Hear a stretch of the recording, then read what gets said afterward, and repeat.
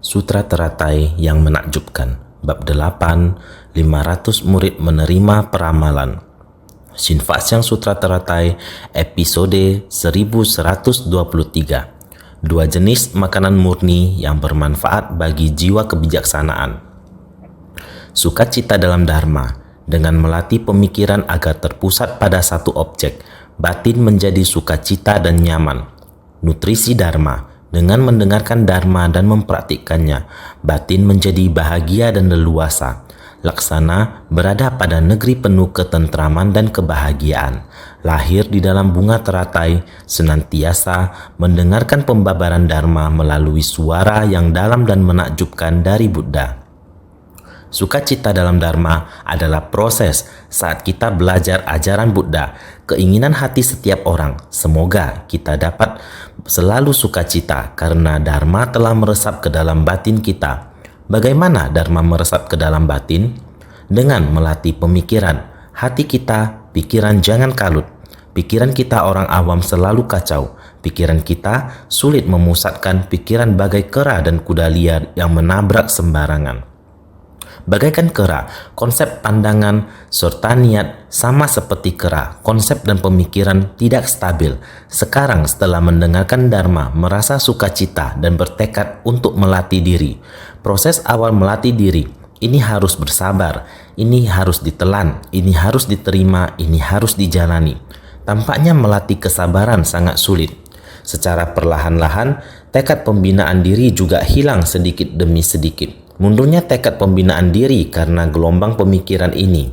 Pemikiran ini bagaikan gelombang pasang, gelombang demi gelombang terus masuk ke dalam, membuat hati kita menerima kerisauan demi kerisauan yang terus masuk ke dalam pikiran kita. Masih terikat dengan hubungan antar manusia dan masalah, prinsip kebenaran tidak dipahami secara tuntas. Maka arah pikiran yang demikian membuat kesalahan sehelai rambut bisa menyebabkan penyimpangan ribuan mil. Sehingga terus-menerus berada di dalam kerisauan, tidak bisa merenung dengan tenang, batin tidak bisa tenang, tidak mampu fokus saat merenungkan Dharma. Jika demikian, mana mungkin mendapatkan sukacita dalam Dharma? Sukacita dalam Dharma akan diperoleh jika kondisi batin sangat tenang dan hening. Jalan pencerahan kita harus benar.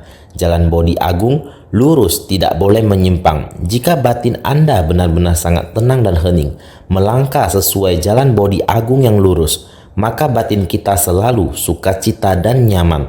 Dengan sendirinya, batin akan sukacita. Batin tiada rintangan, dan karena tiada rintangan, maka tidak ada lagi pikiran yang bercabang-cabang. Tidak ada hal-hal lainnya yang menakutkan di dalam batin kita. Maka kita seharusnya dalam belajar ajaran Buddha harus melepaskan segala sesuatu yang berkaitan dengan perselisihan antar sesama. Pelatihan diri kita adalah tentang membangkitkan tekad agung, melangkah di jalan Bodhi Agung. Ini barulah arah tujuan kita. Masuk ke kerumunan orang banyak, bersumbangsi tanpa pamrih. Di dalam kerumunan orang banyak terdapat banyak sekali kerisauan. Kita harus dapat menaklukkannya satu demi satu. Ketika kerisauan dapat ditaklukkan, barulah kita bisa leluasa dan tenang. Beberapa hari ini, tahun 2016, relawan Ceci dari Eropa masih berada di Serbia. Relawan Ceci dari 11 negara ada di sana. Mereka sudah mulai bekerja, mendistribusikan atau melakukan bakti sosial, penyerahan bantuan. Kabar berita yang dikirim pulang kemarin adalah video tentang kegiatan mereka pada hari keempat, beserta foto-foto yang mereka abadikan. Mereka memberikan laporan singkat, sebenarnya kondisi sangat sulit. Tetapi melihat mereka tertawa dengan sumringah, semua orang sangat sukacita. Mengapa mereka bersukacita? Karena mereka telah bersumbangsi. Pembagian bantuan sehari sebelumnya tidak keburu dibagikan untuk sebagian pengungsi sudah meninggalkan Serbia pagi itu. Oleh karena itu, jumlah bantuan yang dibagikan sedikit. Dari laporan mereka kemarin, mereka masih tetap membagi kelompok menjadi dua kelompok. Kelompok pertama tinggal di stasiun kereta api dan kelompok kedua menuju ke Adasevci, ke daerah sana, tempat di mana para pengungsi akan melewati pos pemeriksaan. Mereka berjalan ke arah sana, berangkat pagi-pagi sekitar jam 5 atau 6. Sangat beruntung, kebetulan ada 4 bus wisata yang dipenuhi oleh para pengungsi baru sampai. Mereka cepat-cepat karena para pengungsi akan menaiki kereta api, sehingga mereka cepat-cepat mendekati 4 bus itu. Cepat-cepat menaiki 4 bus itu yang penuh dengan para pengungsi. Saat para pengungsi turun dari bus, relawan dengan cepat mengukur badan mereka. Mengukur ukuran baju yang cocok untuk mereka. Setiap orang mendapatkan mantel. Di atas mantel itu terdapat logo Ceci. Para pengungsi sangat bersuka cita. Orang yang memberikan, orang yang bersumbangsi juga bergembira, bersuka cita. Orang yang menerima sumbangan pun bergembira. Dapat menerima bantuan seperti ini, mereka saling berbagi sukacita bersama. Orang yang menerima benar-benar sukacita terpancar lewat senyuman mereka. Karena kemarin suhu di tempat mereka adalah antara 3 dan 4 derajat Celcius, sangat dingin. Jadi beri mereka pakaian hangat tepat waktu yang bisa mereka pakai. Semua orang memakainya. Rasa bersyukur tersebut, perusahaan sukacita dan gembira terungkap dari mereka. Seseorang menunjuk ke logo, mengajungkan jempol dengan gembira. Memakai pakaian ini, mereka merasa sangat hangat. Dan apa yang kita berikan kepada mereka adalah tanpa pamrih, namun merasa dipenuhi sukacita dalam Dharma, karena insan Ceci mempercepat agar orang-orang dari 11 negara segera berkumpul untuk mencapai harapan bersama. 4 bus wisata, berapa banyak orang dewasa dan anak-anak seluruhnya, setidaknya ada 200 orang semuanya, satu persatu biar mereka mendapatkan pakaian yang membuat mereka tetap hangat. Pakaian hangat masih ada sekelompok pergi ke kamp pengungsi di stasiun kereta SID. Mereka ke sana, di mana mereka kembali melihat ada orang bersiap-siap untuk naik kereta api. Namun ada 18 orang yang tidak dapat naik kereta api. Mereka ditolak naik kereta api. Mengapa? Karena mereka adalah orang Afghanistan, bukan orang Suriah. Meskipun mereka beridentitas Afghanistan, namun mereka juga pengungsi. Namun yang diizinkan untuk lewat, membiarkan mereka naik kereta api adalah para pengungsi Suriah. Di kamp pengungsi ada orang Afghanistan, sehingga 18 orang ini tertahan di sana. Muka mereka penuh kekhawatiran, menderita. Sebenarnya sampai kapan mereka baru bisa meninggalkan tempat itu dan pergi ke tempat yang mereka inginkan, ke tempat yang mereka pilih? Sungguh sangat sulit. Ada yang tua, setengah baya dan anak-anak, terutama banyak anak-anak. Insan Ceci segera mendapatkan ide dengan menggunakan kata perenungan. Selain membagikan pakaian dan material kepada mereka, berinteraksi dengan mereka di sana menggunakan kata perenungan master untuk mereka undi. Mereka semuanya mengundi kata perenungan master. Setiap kata adalah sangat bermanfaat bagi mereka. Mulai sekalian mengajari isyarat tangan kepada mereka di sana. Kita ada berbagai macam bahasa. Mereka mengundi kata perenungan di sana. Mereka bisa mengerti. Masing-masing negara akan menerjemahkannya. Bahasa apa yang dimengertinya. Mereka mampu memberikan penerjemahan. Mengundi kata perenungan. Setelah mengundinya, mereka merasa bahagia, bisa berkomunikasi satu sama lain. Di tengah itu, mereka berbagi tentang Ceci. Di sana mengajarkan mereka lagu Kita Satu Keluarga. Lagu Kita Satu Keluarga ini mulai mengajarkan mereka dengan bahasa Mandarin. Mereka mulai menyanyi di sana. Kita semua adalah satu keluarga. Anak-anak dan anak muda belajar dengan sangat cepat mendengar mereka bernyanyi dengan bahasa Mandarin, karena kita semua adalah satu keluarga. Dengan begitu, semua berkumpul bersama untuk sementara waktu. Mereka melupakan penderitaan mereka. Melihat mereka sedemikian, di sana saling berpelukan dan berbagi kebahagiaan. Juga membaca kata perenungan Qingse, bernyanyi, kita semua adalah satu keluarga. Metode ini sangat bagus. Ini dinamakan sukacita. Insan Ceci menapaki jalan bodhisattva dengan mempraktikkannya dalam tindakan nyata. Setelah melalui pemikiran mereka, mereka bersedia berkumpul dari tempat yang jauh.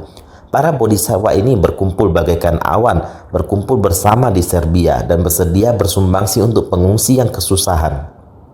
Ini adalah perspektif dan pemikiran mereka dapat membantu orang lain. Batin menjadi sukacita dan nyaman. Hari ini dapat membantu orang-orang di 4 bus wisata itu. Orang dewasa dan anak-anak diberikan pakaian yang hangat dan makanan untuk meredahkan rasa lapar mereka. Ini membuat mereka sangat sukacita. Dharma bersumbangsi tanpa pamrih, berbahagia dan batin menjadi sukacita dan nyaman. Ini adalah jalan bodhisattva kita di dunia. Jadi, sukacita dalam Dharma dan nutrisi Dharma Dharma hara, adalah dengan mendengarkan Dharma dan mempraktikkannya, batin menjadi bahagia dan leluasa. Jika kita ada mendengarkan Dharma, dengan sendirinya batin akan menjadi bahagia dan leluasa. Lihat para pengungsi yang berkubang di sana.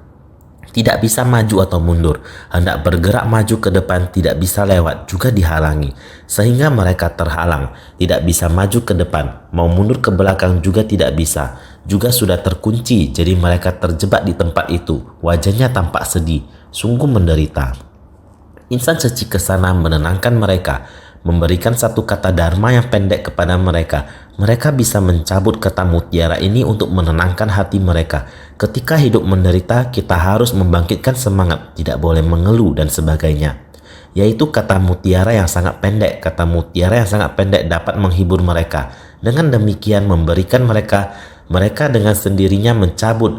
Mereka ini hanya sementara. Dengan waktu yang singkat bersukacita di sana. Terdapat baju yang hangat yang bisa dipakai, terdapat makanan untuk memuaskan rasa lapar mereka, juga mendapatkan satu kata mutiara seperti ini. Ini seharusnya juga disebut dengan nutrisi Dharma.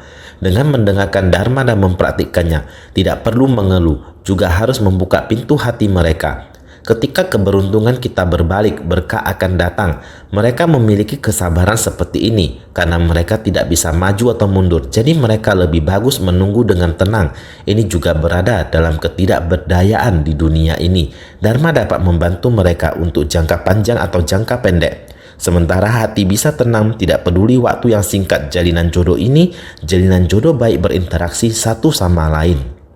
Ini juga adalah semacam kegembiraan bagi mereka. Laksana berada pada negeri penuh ketentraman dan kebahagiaan, lahir di alam bunga teratai. Meskipun di tengah penderitaan untuk sementara juga dilupakan, di tempat ini semua orang sukacita dan bahagia. Meskipun tidak dapat maju atau mundur, ibarat tenggelam dalam rawa, namun tubuh dan pikirannya untuk sementara terbebaskan. Sementara, meskipun hanya sementara dalam proses ini, mendapatkan teman baik dari jauh. Teman baik seperti itu datang berkunjung. Ada teman baik datang untuk memberi dukungan. Itu juga merupakan kebahagiaan dan ketenangan batin. Meskipun itu adalah tempat di mana dia melarikan diri, dia juga menganggapnya sebagai negara yang damai dan bahagia. Meskipun di rawa yang stagnan ini, dia juga sementara bagaikan teratai di dalam kolam lumpur. Teratai di kolam lumpur sudah indah, hati teratai juga sudah mekar. Meskipun ini hanya sementara, juga dapat digambarkan demikian. Senantiasa mendengarkan pembabaran Dharma melalui suara yang dalam dan menakjubkan dari Buddha. Tentu, Dharma yang harus kita ucapkan adalah proses pelatihan diri. Jika kita bisa senantiasa memberikan manfaat bagi sesama, bisa memusatkan hati pada tekad yang sama, bisa mempertahankan hati tidak goyah, mengikuti kondisi luar, jalan yang kita pilih adalah sebuah jalan pencerahan. Dengan demikian, tidak peduli dimanapun kita berada, hati kita akan selalu berada pada kondisi damai dan bebas.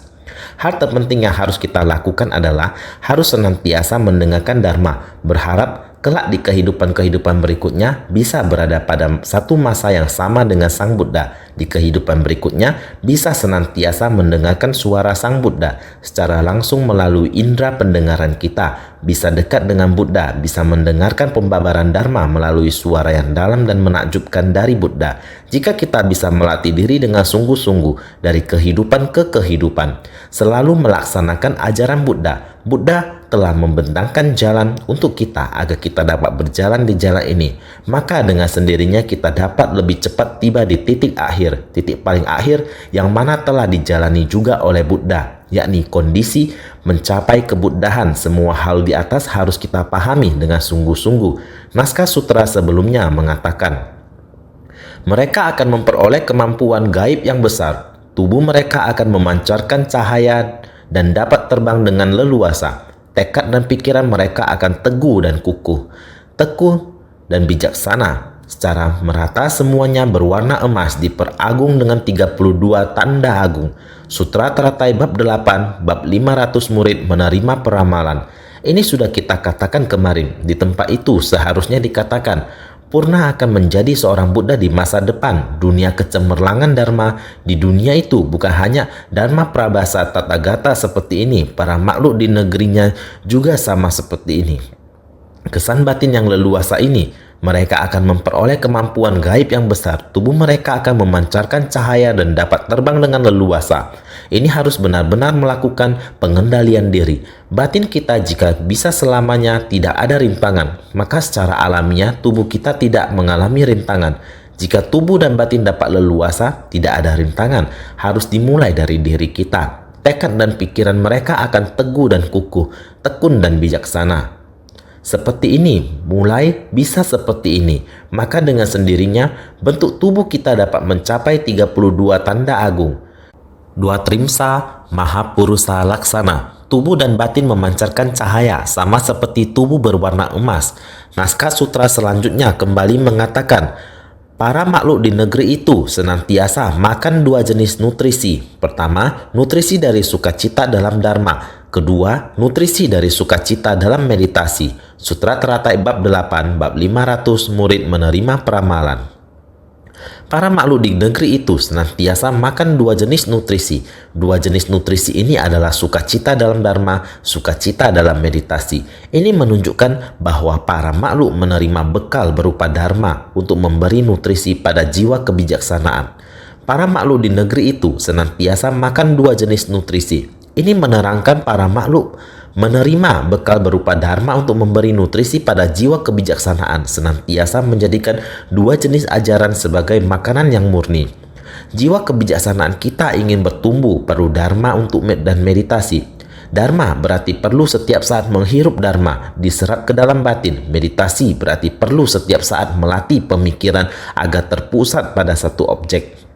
Menyingkirkan gangguan dari batin kita, memfokuskan batin pada satu tekad, yaitu pemikiran benar, samyak samkalpa. Jadi, para makhluk di negeri itu senantiasa makan dua jenis nutrisi. Kedua jenis dharma ini adalah nutrisi murni, bekal yang murni untuk memberi nutrisi pada jiwa kebijaksanaan kita. Dua jenis dharma ini, pertama, nutrisi dari sukacita dalam dharma. Kedua, nutrisi dari sukacita dalam meditasi. Ketika mendengarkan dharma dan bersukacita, ladang batin menjadi terpenuhi. Ini dinamakan nutrisi dari sukacita dalam dharma. Ketika mempraktikkan samadhi dari Buddha, memperoleh ketentraman dan kebahagiaan. Ini dinamakan nutrisi dari sukacita dalam meditasi. Nutrisi dari sukacita dalam dharma maksudnya adalah mendengarkan dharma dan merasa sukacita. Ladang batin sangat terpenuhi sehingga dinamakan nutrisi dari sukacita dalam dharma. Sering dikatakan kekayaan duniawi selamanya adalah tidak pernah tercukupi. Seberapa banyak diberikan padamu, tetap saja ingin lebih banyak lagi. Sebanyak-banyaknya sumber daya alam di dunia, tetap saja selamanya kemiskinan ada di mana-mana. Kehidupan yang tidak pernah terpuaskan, sehingga kita harus mendengarkan dharma dan merasa sukacita. Dengan sendirinya batin kita akan merasa terpenuhi. Kemiskinan yang demikian meskipun dalam kondisi miskin, tetapi seperti orang yang kaya. Demikian tidak memiliki ketamakan di jalan yang damai dan bahagia dalam kemiskinan. Tetap damai meski berada dalam kemiskinan. Bersukacita berada di jalan ini. Kerap kali membahas tentang Afrika, banyak sekali mutiara hitam. Kehidupan mereka sangatlah miskin akan materi, namun batin mereka sangat kaya akan dharma. Batin mereka sangat kaya, kekayaan ini ada di dalam batin mereka, kekayaan batin. Maka kehidupan manusia akan menjadi sukacita dan leluasa.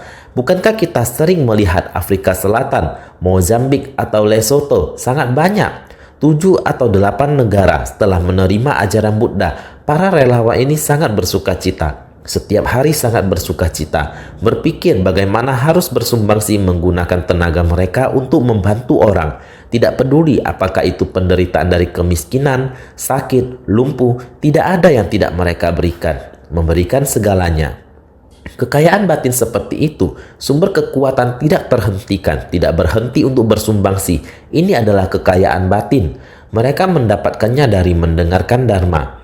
Oleh karena itu mereka bersukacita. Ini dinamakan nutrisi dari sukacita dalam dharma.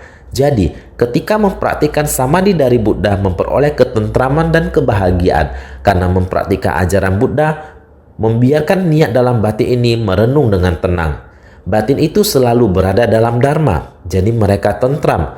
Mereka seperti ini dinamakan sukacita dalam meditasi. Kita juga sama. Jika batin kita dapat setiap saat tentram dalam dharma, niat pikiran, setiap niat dalam dharma, Pikiran setiap saat berpusat pada perhatian benar. Jika bisa demikian, ini adalah sukacita dalam meditasi. Pertama, nutrisi dari sukacita dalam Dharma, mendengarkan Dharma dan bersukacita. Dengan demikian, akar kebajikan menjadi tumbuh dan memberi manfaat pada jiwa kebijaksanaan. Kedua, nutrisi dari sukacita dalam meditasi, memasuki meditasi mendalam dan memperoleh sukacita dari ketenangan. Dengan demikian, akar kebajikan menjadi tumbuh dan memberi manfaat pada jiwa kebijaksanaan. Maka untuk sukacita dalam Dharma, nutrisi dari sukacita dalam Dharma, mendengarkan Dharma dan bersukacita. Dengan demikian, akar kebajikan menjadi tumbuh dan memberi manfaat pada jiwa kebijaksanaan. Karena setelah kita mendengarkan Dharma, jiwa kebijaksanaan akan terus berkembang tanpa berhenti. Yang diinginkan hanyalah memberi manfaat kepada orang lain dan tidak ingin perhitungan dengan orang lain. Kita melapangkan batin kita, tidak peduli kekeruhan dan batin para makhluk. Kita tetap saja bertoleransi, kita tetap bersama dengan mereka bagaimana agar bisa mengubah dan membimbing mereka. Ini adalah akar dari kebajikan. Karena ada akar kebajikan, maka kita tidak pernah meninggalkan para makhluk. Kita bisa lebih banyak menjalin jodoh baik dengan para makhluk. Ini bisa memberi manfaat pada jiwa kebijaksanaan kita. Bekal, sumber bekal adalah sesuatu yang membantu kita memberi manfaat agar jiwa kebijaksanaan kita tumbuh berkembang. Karena itulah kita harus bersungguh-sungguh mendengarkan Dharma. Kedua, nutrisi dari sukacita dalam meditasi. Nutrisi dari sukacita dalam meditasi adalah memasuki meditasi mendalam dan memperoleh sukacita dari ketenangan. Jika hati kita bisa selalu tenang, ini adalah kekuatan konsentrasi, sila, samadhi, dan kebijaksanaan. Kita harus dengan baik-baik membersihkan hati kita sendiri, menghilangkan kerisauan dan ketidaktahuan kita. Menghilangkan jangan bermusuhan dengan orang, ketidakadilan dan permusuhan, ada dendam dan permusuhan dalam kehidupan ini. Kita mengubah semuanya, mengubah kejahatan menjadi kebaikan, karma buruk masa lampau menjadi karma baik. Dengan begini hati kita secara alami akan tenang, tidak ada perselisihan antar sesama. Dengan sendirinya hati kita akan tenang. Dengan kondisi tenang dan jernih, ini adalah sukacita, bahagia. Jika kita bersukacita, kita sering akan bahagia. Tidak akan pada saat melihat orang, kita merasa tidak sukacita. Pada saat ketemu masalah, pikiran bercabang mulai muncul. Tidak akan begini. Pikiran kita akan sangat sederhana dalam kondisi konsentrasi. Kita memasuki meditasi mendalam, memperoleh sukacita dari ketenangan. Dengan demikian, akar kebajikan menjadi tumbuh dan memberi manfaat pada jiwa kebijaksanaan. Karena begitu, juga akan meningkatkan akar kebaikan kita. Jiwa kebijaksanaan kita juga bisa bertumbuh. Nutrisi dari sukacita dalam meditasi artinya orang-orang yang menjalankan praktik non-duniawi dikarenakan telah memperoleh kekuatan samadhi sebagai untuk diri sendiri dalam mengembangkan jiwa kebijaksanaan. Faktor menuju pencerahan adalah terang sempurna, batin senantiasa bersukacita. Inilah nutrisi dari sukacita dalam meditasi. Berikutnya dikatakan, orang-orang yang menjalankan praktik non-duniawi, kita juga menantikan suatu hari tidak ada lagi berada di dunia 5 kekeruhan. Kita dapat terbebas dari dunia, terbebas dari jaring kegelapan batin di dunia kekeruhan ini. Ini juga merupakan tujuan kita berlatih. Bagaimana kita dapat terbebas dari dunia 5 kekeruhan dan jaringan yang penuh dengan kegelapan batin yang menjerat kita? Kita melatih diri adalah dengan tujuan mencapai pembebasan. Ini dinamakan praktik yang menjalankan praktik non-duniawi, dikarenakan telah memperoleh kekuatan samadhi. Karena kita juga demikian memutuskan tidak akan terpengaruh oleh kegelapan batin. Kita harus berupaya keras, konsentrasi, kita harus kuat. Karena kita melatih diri, niat kita harus kuat, tidak terpengaruh oleh fenomena luar yang menyebabkan muncul pemikiran-pemikiran. Kehilangan keinginan untuk berlatih jika tingkat samadhi kita tidak cukup, dan dengan sendirinya persediaan kebijaksanaan akan hilang karena kita mempunyai kekuatan samadhi dan tekad. Maka untuk diri sendiri dalam mengembangkan jiwa kebijaksanaan, dengan kekuatan kita sendiri menumbuhkan jiwa kebijaksanaan kita sendiri.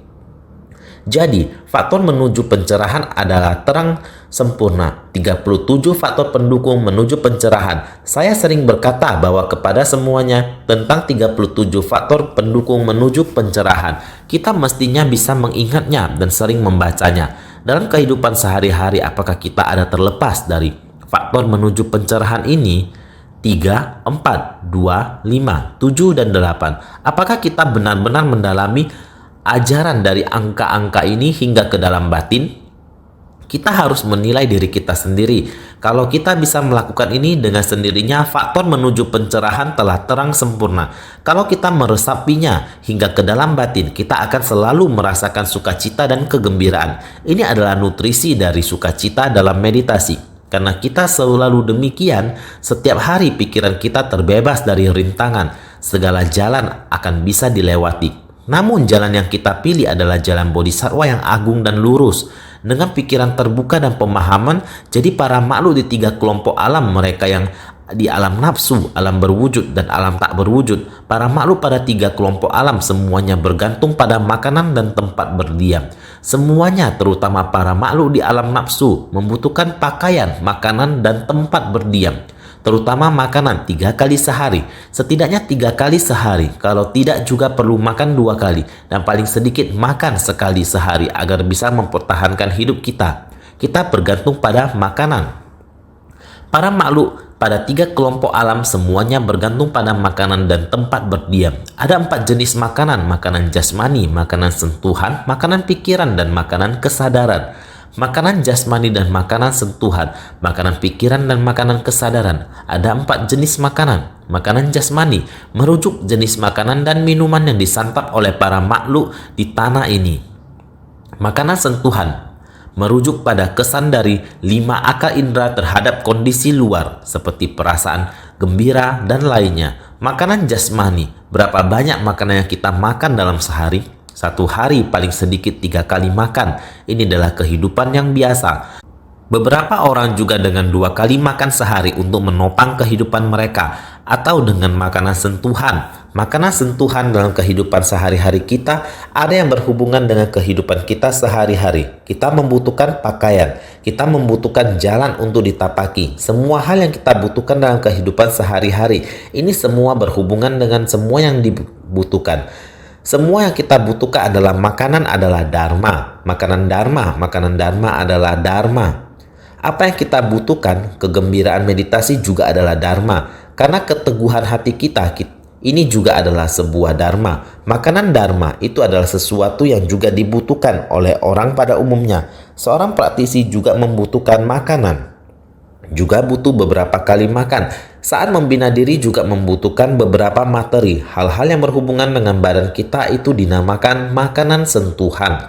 Makanan pikiran merujuk pada pemikiran, harapan, dan lainnya. Makanan kesadaran dikarenakan segala jenis karma mempengaruhi kesadaran alaya secara berkesinambungan selama jangka panjang, lalu memunculkan buah balasan karma yang berkesinambungan tanpa henti dan membuat batin penuh hayalan berdiam terus. Makanan pikiran berhubungan dengan pikiran kita. Dalam pemikiran kita, kemurnian berasal dari meditasi. Kerisauan datang menodai kita. Itu adalah kebodohan batin. Sebenarnya apa yang harus kita sentuh, kita dapat memilih dalam pikiran kita. Makanan kesadaran, kita memiliki kesadaran ke-6, kesadaran ke-7, dan kesadaran ke-8. Yang paling penting membina diri adalah berharap kembali ke kesadaran ke-9. Tetapi kita masih makhluk awam. Untuk membahas tentang kesadaran ke-9 masih terlalu awal.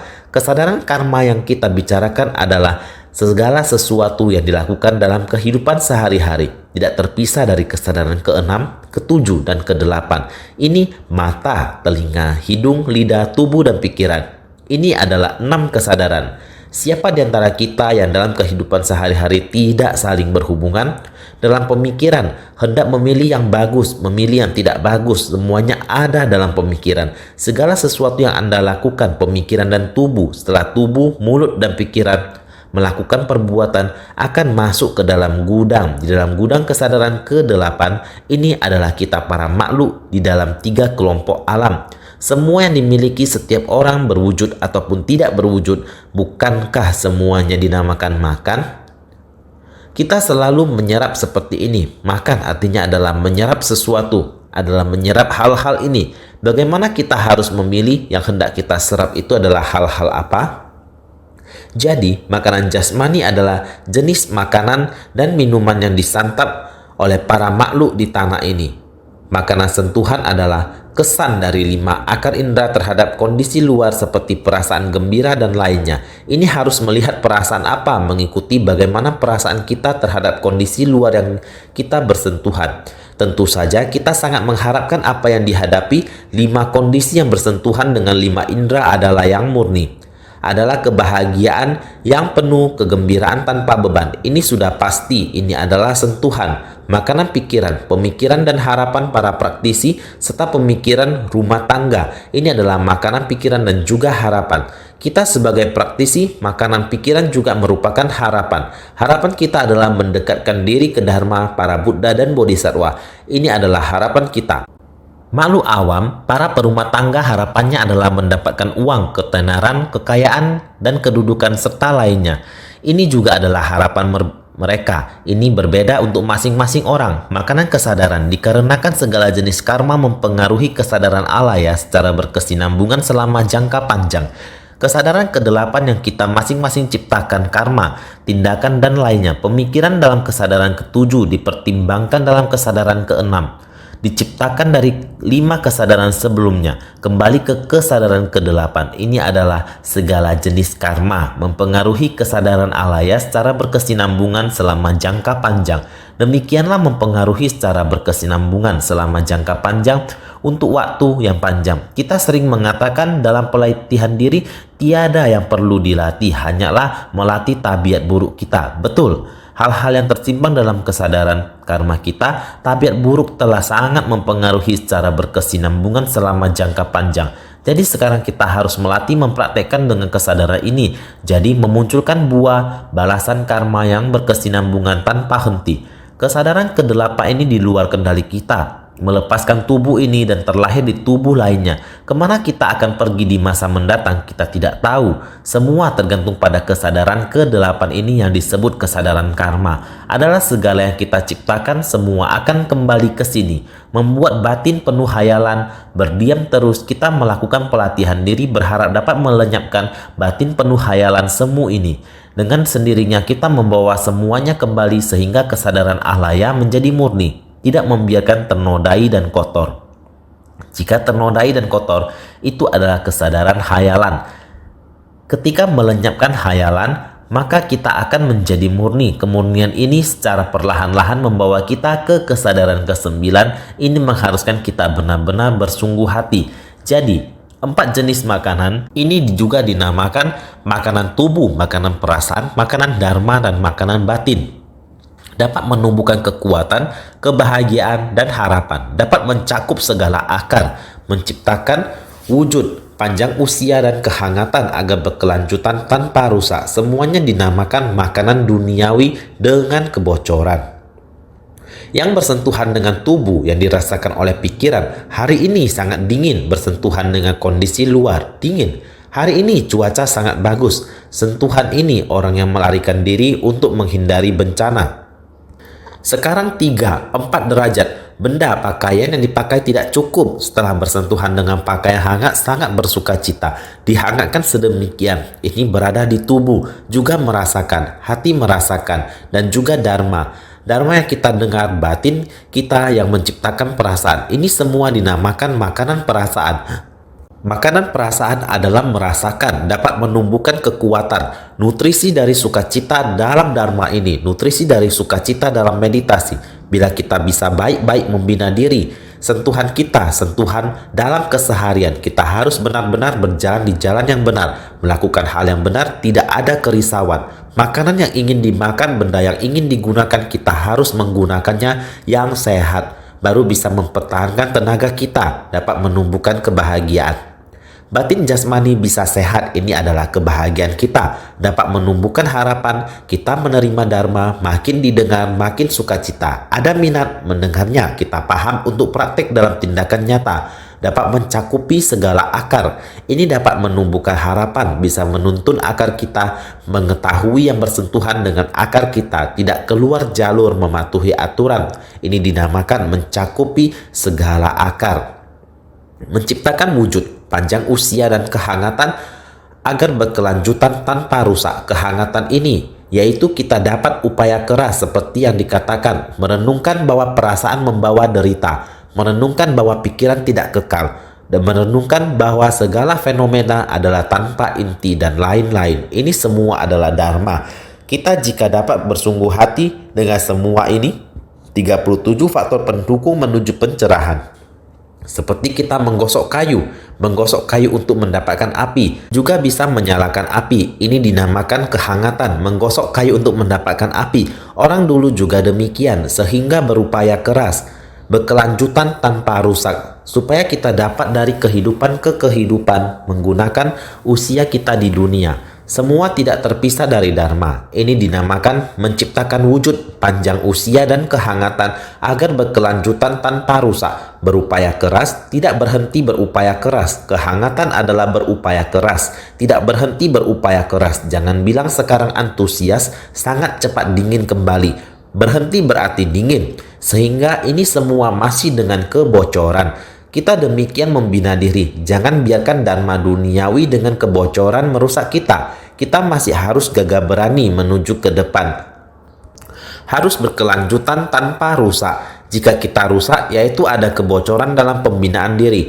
Kita selalu mengatakan tidak ada kebocoran. Dharma meresap dalam batin. Jangan biarkan terputus. Harus terus-menerus bersambung. Jangan biarkan rusak di pertengahan. Selalu saja pembinaan diri di dua jenis makanan. Prinsip kebenaran sudah sangat panjang, sangat banyak. Para bodhisattva sekalian, kekuatan cinta kasih juga harus terus-menerus berkelanjutan. Bodhi adalah jalan bodhisattva. Jalan bodhisattva tidak putus terus bersambung. Ini adalah jalan di mana kita mempraktekkan jalan bodhisattva, sehingga kita harus senantiasa bersungguh hati.